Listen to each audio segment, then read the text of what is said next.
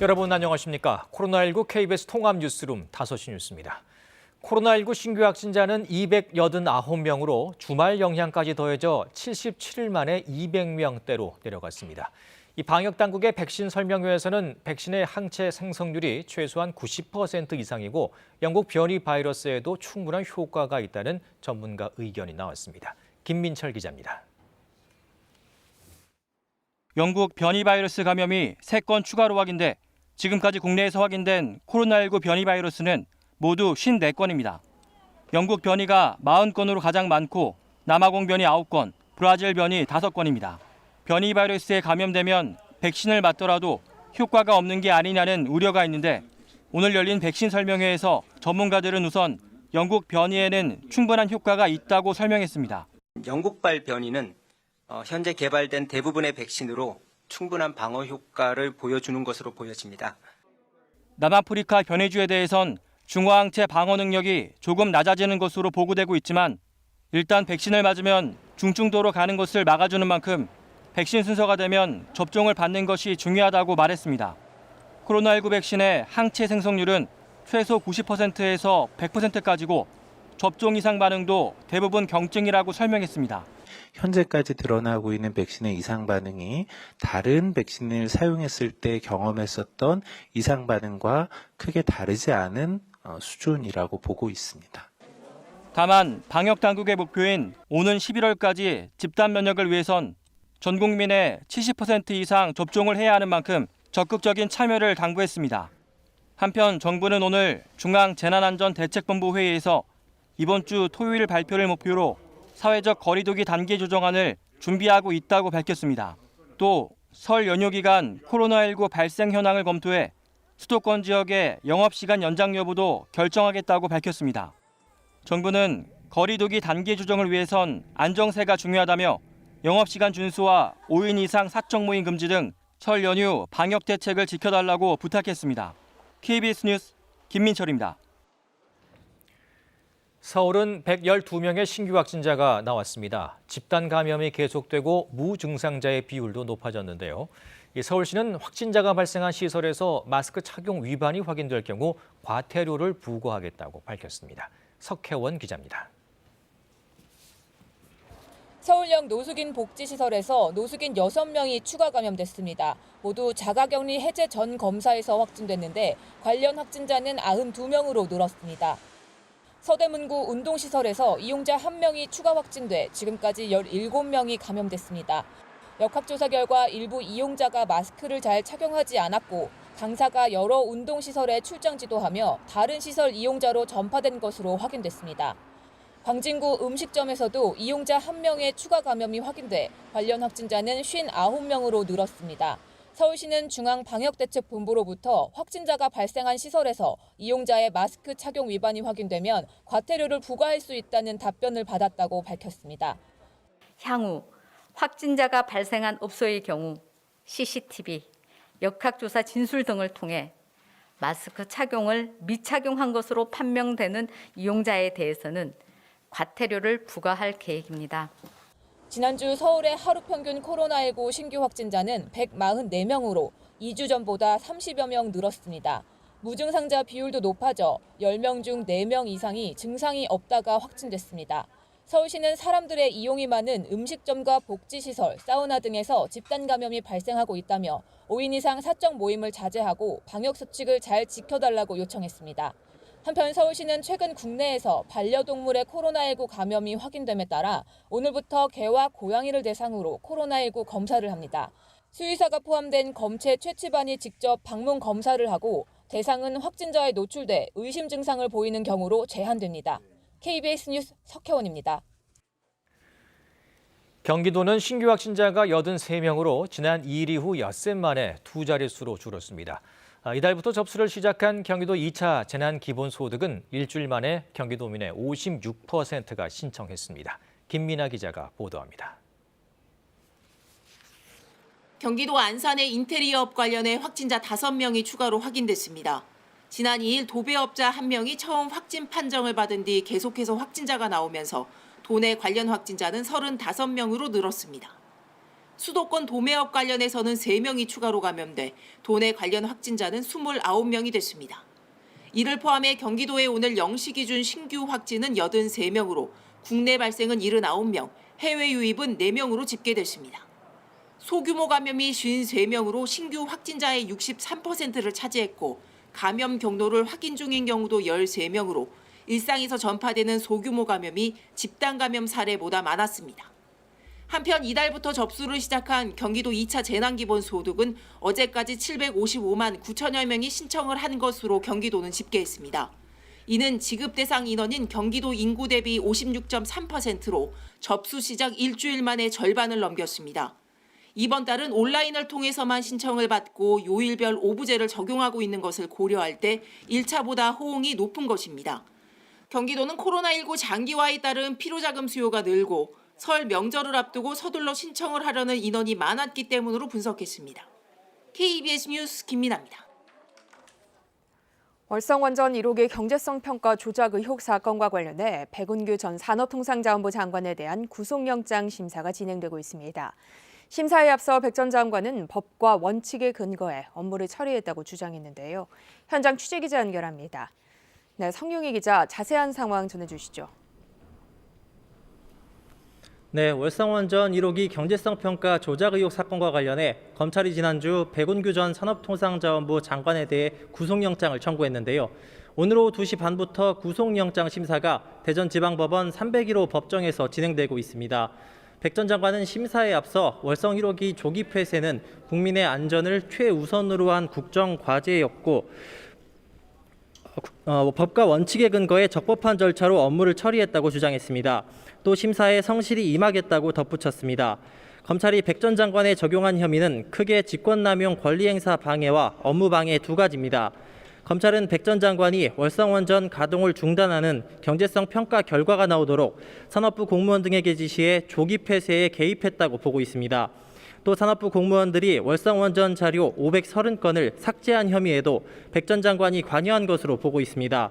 이에 대해 백 전 장관은 앞선 소환 조사에서 대부분 혐의를 부인했고 감사원 감사 당시에도 원전 조기 폐쇄와 관련해 어떠한 지시도 한 사실이 없다고 진술했습니다.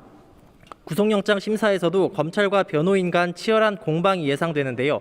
지난해 12월 산업부 국과장들에 대한 구속영장 심사에 비춰볼 때 오늘 밤 늦게나 구속영장 발부 여부가 가려질 것으로 예상됩니다. 만일 백 전 장관이 구속될 경우 2018년 당시 청와대 산업정책 비서관을 맡았던 최이봉 한국가스공사 사장 등 청와대 윗선에 대한 검찰 수사가 급물살을 탈 것으로 보입니다. 그러나 영장이 기각될 경우에는 무리한 영장 청구였다는 비판과 함께 수사에 동력을 잃을 수도 있다는 분석이 나올 수 있습니다. 지금까지 대전지방법원에서 KBS 뉴스 성용입니다. 현대자동차와 기아자동차가 오늘 애플과 자율주행차 개발 협의를 진행하고 있지 않다고 밝혔습니다. 관련 기사가 쏟아지며 시장 이목을 받은 지 한 달 만인데 지난 주말 미국 현지에서 협상이 잠정 중단됐다는 보도가 나오기도 했습니다. 오승목 기자입니다. 미국 기업 애플과 자율주행 차량 개발에 대한 협의를 진행하고 있지 않다. 현대자동차와 기아자동차가 오늘 공시를 통해 밝힌 내용입니다. 단 자율주행 전기차 사업과 관련해 다수의 해외 기업들과 협업을 검토하고 있으나 아직 결정된 것은 없다고 덧붙였습니다.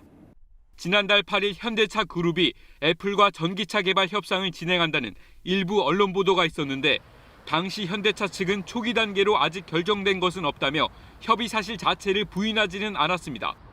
이후 애플이 기아자동차의 미국 조지아 공장에 30억 달러를 투자하는 방안이 협상되고 있다는 구체적인 보도까지 나오기도 했습니다.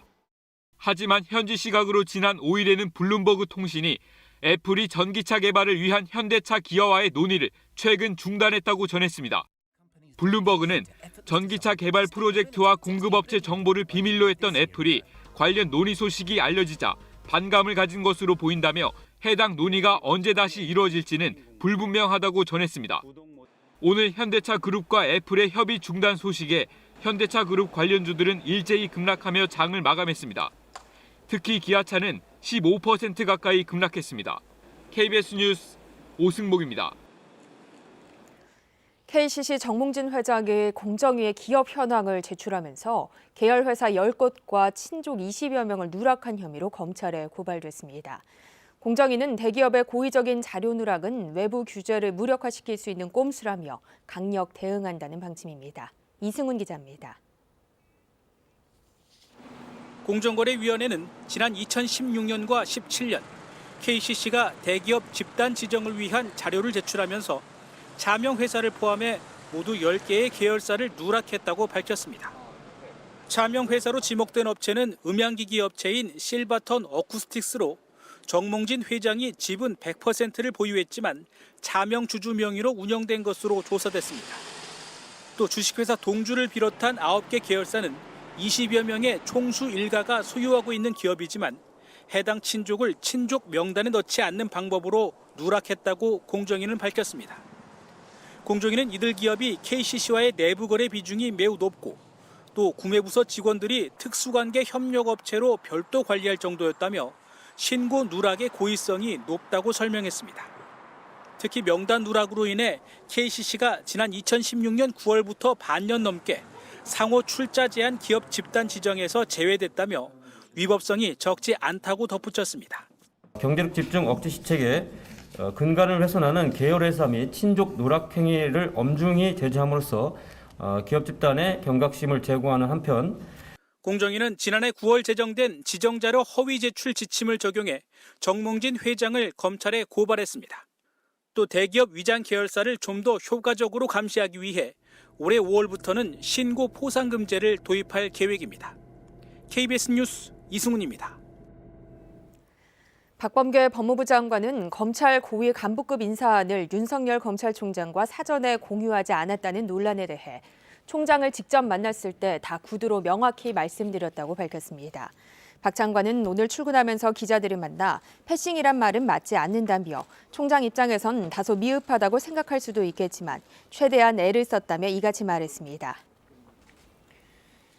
정부가 수도권의 영업 제한 시간을 설 연휴가 끝날 때까지 밤 9시로 유지하기로 하면서 자영업자들이 더는 못 버티겠다며 개점 시위 등 집단 행동에 나섰습니다.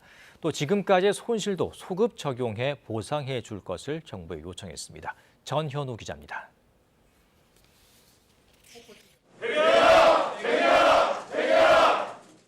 PC방의 손님 대신 자영업자 50여 명이 모여 피켓을 들었습니다. 이들은 정부의 영업 제한 조치가 계속되면서 더는 버틸 수 없어 현장에 나왔다고 호소했습니다. 자영업자 소상공인을 무너뜨리고 있는 겁니다. 지금도 무너지고 있고 더 무너지면 그 사회적 비용은 방역으로 얻은 수익보다 더 크고 자영업자들은 현장의 목소리가 반영되지 않는 영업시간 제한 조치를 폐지해야 한다고 요구했습니다. 대신 방역 지침을 강화한다면 방역에 이상이 없을 거라고 주장했습니다. 또 지금까지의 손실에 대해 소급 적용해 보상해달라고 정부에 촉구했습니다. 더는 보상 없는 영업 제한을 감당할 수 없다는 겁니다. 방역을 위해 국가에서 제한한 저희의 생존권과 영업권을 제한함으로써 막대한 영업 손실에 대해 보상받을 수 있는 방역에 협조하기 위해서 문을 닫았으니까 거기에 합당한 보상을 해달라는 겁니다. 이들은 어젯밤부터 사흘 동안 밤 9시 이후 손님은 받지 않지만 매장을 열고 불도 켜는 개점 시위를 진행하고 있습니다. 정부의 영업 제한 조치에 항의하는 의미입니다. 사흘간의 집단 행동에도 정부가 영업시간 제한 조치를 바꿀 의지를 보이지 않으면 밤 9시 이후에도 영업을 강행하는 방안도 검토하고 있다고 밝혔습니다. KBS 뉴스 전현우입니다. 미국에서는 코로나19 백신 접종 속도가 빨라져 접종자가 3천만 명을 넘어섰습니다. 다만 바이든 대통령은 백신 공급 부족으로 집단 면역 형성 시기가 다소 늦춰질 것이라고 전망했습니다. 보도에 김덕훈 기자입니다. 코로나19 백신을 한 차례 이상 접종받은 미국인은 지금까지 3,150만 명입니다. 최근 일주일 동안 하루 평균 130만 명이 접종했습니다. 접종의 속도가 붙으면서 접종 대상도 당초 계획보다 빠르게 확대하는 방안을 검토하고 있습니다. 백신 접종 대상자를 의료진과 요양시설 거주자에서 뉴욕주는 만성질환자로, 텍사스주는 노숙자, 이민자 등에게로 확대하는 방안을 논의 중입니다. 제약사의 백신 공급량이 접종 속도를 따라올 수 있을지가 관건입니다. The demand clearly outstrips the supply right now. Not only will there be more Moderna and Pfizer doses as we get through March and April, but then we're going to be getting J&J or Janssen online. 조 바이든 대통령은 백신 공급과 관련해 트럼프 행정부가 미국을 생각보다 어려운 상황에 놓이게 했다고 비판합니다. 접종 속도가 빨라지고는 있지만 당초 여름말까지 달성하려던 집단 면역도 늦춰질 것이라고 전망했습니다. It was one thing if we had enough vaccine, which we didn't, so we're pushing as hard as we can to get more vaccine manufactured. We can get to herd immunity much before the end of this summer is very difficult. 백신 접종자가 증가하면서 미국의 코로나19 확산은 수그러드는 추세입니다. 지난 6일 하루 신규 확진자는 12만 명으로 한 달 전과 비교해 10만 명 줄었습니다. 전국 입원 환자 수도 최근 사흘간 10만 명을 밑도는 등 꾸준히 하락세를 보이고 있습니다. KBS 뉴스 김덕훈입니다. 군부 쿠데타가 발생한 미얀마에서는 물대포까지 등장하며 시위대와 군부의 긴장이 고조되고 있습니다. 일부 지역에서는 탱크가 이동 중인 모습도 포착됐습니다. 황동진 기자입니다. 시위대를 향해 물대포가 물을 내뿜습니다. 물러설 줄 모르는 시위대와 총을 든 시위 진압대 사이의 대치가 몇 시간째 계속됩니다. 어제와 그제 수만 명의 대규모 시위에 이어 평일인 오늘도 아침부터 시위가 계속됐습니다. 승려들이 시위대 선두에 나섰고 쿠데타 직후부터 일손을 놓았던 의료진도 시위에 참여했습니다.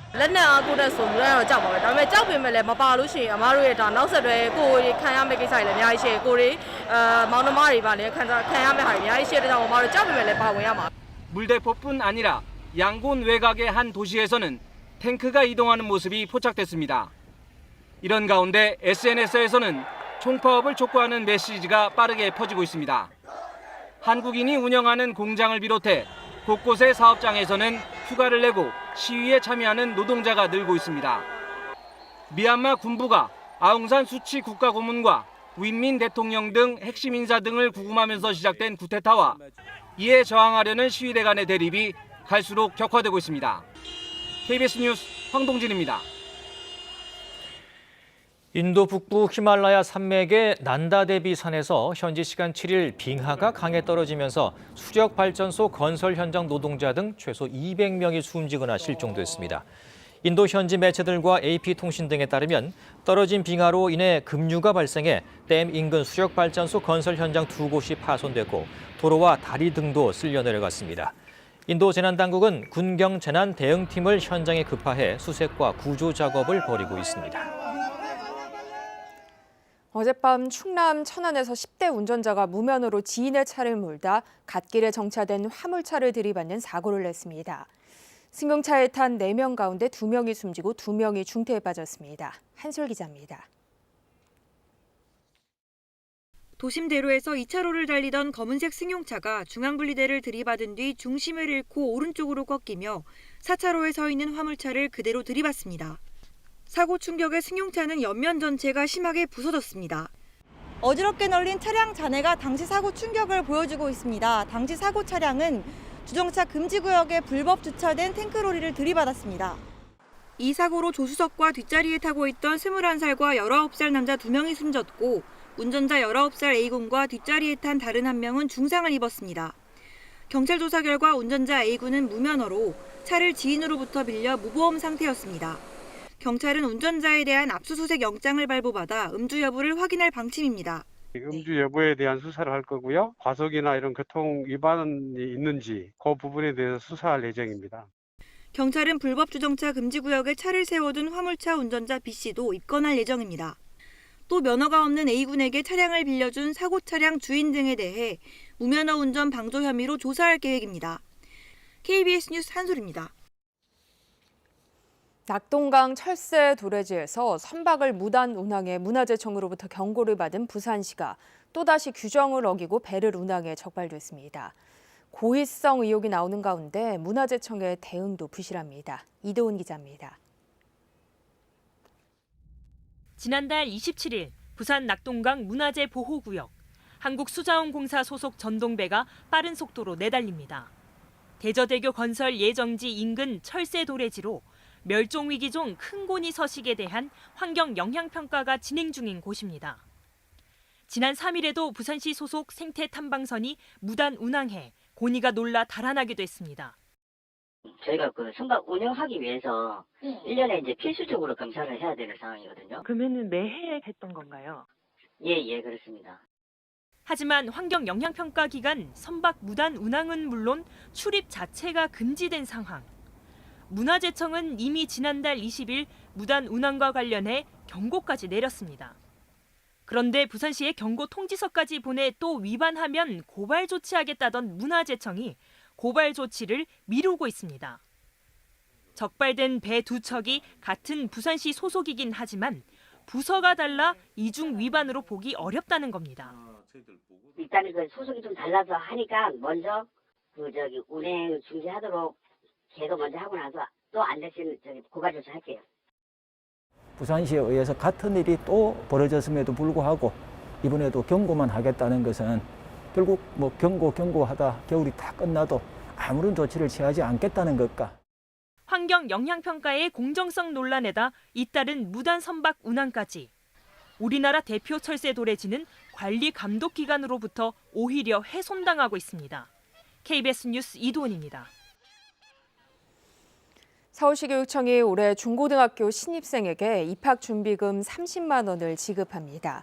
입학준비금은 각 학교에서 학생 또는 학부모의 신청을 받아 교복 구매를 지원하거나 제로페이 포인트로 이달 중 지급됩니다. 신입생들은 입학준비금으로 교복과 체육복, 그리고 원격 수업에 필요한 스마트 기기 등을 구입할 수 있습니다. 화재 감지기는 빠른 대피를 도와 인명피해를 막는 데 큰 도움이 되는데요. 때문에 2012년 모든 주택의 설치가 의무화됐지만 경남의 설치 비율은 30%대에 그치고 있습니다. 윤현석 기자입니다. 주택 보일러실에서 불이 난 것은 지난해 12월 새벽 시각. 집 전체를 모두 태우고 집터만 남을 정도로 큰 불이 났지만 잠을 자고 있던 집주인은 화를 면했습니다. 부엌에 설치한 화재 경보기 덕분이었습니다. 자고 있었는데 이 주방에 달아놓은 화재 경보기가 울려서 일어나 보니까 보일러실 쪽에서 화재가 발생했습니다. 119에 신고를 하고 몸은 대피를 해서 지난해 경남에서 일어난 화재로 인해 숨진 207명 가운데 37%인 78명이 주택 화재로 변을 당했습니다. 최근 5년 동안 경남의 설 연휴 주택 화재는 모두 45건으로 평소보다 2.3배 많습니다. 안녕하세요. 오늘 여기 소화기랑 감지기 드리고 설치해 드리려고 왔습니다. 소방관이 직접 설치하고 사용법도 알려줍니다. 훨씬 마음 좋지요. 없을 때는 소화기 적은 거 하나로 사용했는데 있으니까 좋아요. 안심이 됩니다. 실제 불이 나면 단독 경보형 감지기가 작동하고 이렇게 경보음이 울려 잠에 들더라도 빠르게 인지하고 대피할 수 있습니다. 모든 주택의 화재 감지기와 소화기 설치가 의무화된 것은 지난 2012년. 하지만 경남의 경우 지난해 말까지 설치 비율이 36%에 그치고 있습니다. 심야 취약 시간에 발생하여 화재 사실을 조기에 인지하지 못한 채 대피가 지연되어 유독가스 흡입에 따른 사상자들이 발생하고 있습니다. 경상남도는 국비 80억 원을 들여 올해 13만 7천 가구에 주택용 소방시설을 설치할 계획입니다. KBS 뉴스 윤현서입니다. 이어서 오늘의 주식 시황을 KB증권에서 전해드립니다. KB증권입니다. 장 초반 높은 변동성을 보였던 코스피 지수가 마감 직전 낙폭을 확대하며 3,090선의 턱걸이 마감했습니다. 코스닥 역시 기관과 외국인의 동반 매도에 하루 만에 반락했습니다. 오늘 코스피는 29.39포인트 하락한 3,091.24에, 코스닥은 6.64포인트 내린 960.78에 마감됐습니다. 지난 주말 미국 증시는 고용지표 부진에도 신규 부양책 기대감이 높아지면서 S&P 500 지수와 나스닥 지수가 사상 최고치를 경신하는 등 일제히 상승 마감했습니다. 반면 코스피는 외국인의 매도세가 유입되며 내림세로 장을 마쳤습니다. 현대차그룹주가 애플카 협상 중단 소식에 일제히 하락했고 특히 기아차는 15% 가까이 급락했습니다. 반면 NC소프트는 신작 출시와 중장기 글로벌 사업 확장 기대감에 큰 폭으로 상승했고 S-오일은 올해 실적 개선 전망이 나오며 7% 넘게 급등했습니다. 코스닥 종목에서는 지난해 사상 최대 실적을 기록했던 카카오게임즈가 강세를 보였습니다. 오늘 원달러 환율은 4원 10전 내린 1119원 60전에 거래를 마쳤습니다. 지금까지 KB증권이었습니다. 오늘 맑은 하늘에 햇살이 무색하게 공기는 매우 차갑습니다. 서울에서는 낮 최고 기온이 0.2도였고요. 바람 때문에 체감온도는 종일 영하 5도에서 영하 10도 안팎을 맴돌았는데요. 내일 아침도 기온은 크게 떨어질 것으로 전망됩니다. 북서쪽의 찬 공기 때문에 경기 북부, 강원 영서 북부 지역에서는 영하 10도 안팎, 그 밖의 지역에서도 영하 5도 안팎에 머물면서 내일 아침 출근길은 춥겠습니다. 하지만 낮부터는 따뜻한 서풍이 붑니다. 낮 기온이 꽤 빠르게 또 크게 오르겠는데요. 서울의 경우 낮 기온이 4도까지 오르면서 오늘보다 4, 5도 정도 높겠고 평년 기온은 웃돌면서 이맘때치고 꽤 온화한 날씨가 기대됩니다. 이 시각 위성 영상 보시겠습니다. 우리나라는 고기압의 영향권에 들어 있습니다. 북서쪽에서 내려오는 찬 공기가 먼지와 구름을 모두 밀어냈는데요. 대부분 지역에서 가시거리가 20km 안팎으로 시원하게 트여 있습니다. 다만 오늘 밤에 제주 산간 지역에서는 눈이 날리는 곳이 있겠고요. 울릉도와 독도에서도 밤까지 눈이 내리겠습니다. 내일도 우리나라는 맑은 구역에 들겠습니다. 다만 동해안 지역은 바람이 강하게 부는 가운데 우리나라 동쪽 지역을 중심으로는 건조특보가 발효 중일 만큼 날이 많이 건조한데요. 건조한 날씨에 강풍까지 어느 때보다 화재의 위험이 높습니다. 작은 불씨라도 조심하셔야겠습니다. 내일 아침 기온은 서울이 영하 6도, 철원은 영하 13도까지 떨어집니다. 청주, 대구 영하 5도, 광주 영하 4도 등으로 오늘과 비슷하거나 조금 낮겠습니다. 하지만 낮에는 기온이 크게 오르겠습니다. 서울 4도, 청주 5도, 광주와 대구 7도까지 오르면서 오늘보다 2도에서 5도가량 높겠습니다. 내일 바다의 물결은 제주 먼바다, 동해 먼바다에서 높게 일겠습니다. 특히 동해안 지역은 높은 너울성 파도를 조심하셔야겠습니다. 이번 주는 별다른 비 예보 없이 맑은 날씨가 전반적으로 계속될 것으로 보이는데요. 특히 이 설 연휴 동안에도 맑은 날씨가 이어지겠고요. 큰 추위 없이 평년 기온을 웃도는 날씨가 예상되고 있습니다. 날씨였습니다. 코로나19 통합 뉴스룸은 7시 뉴스에서 이어집니다. 시청해주신 여러분 고맙습니다.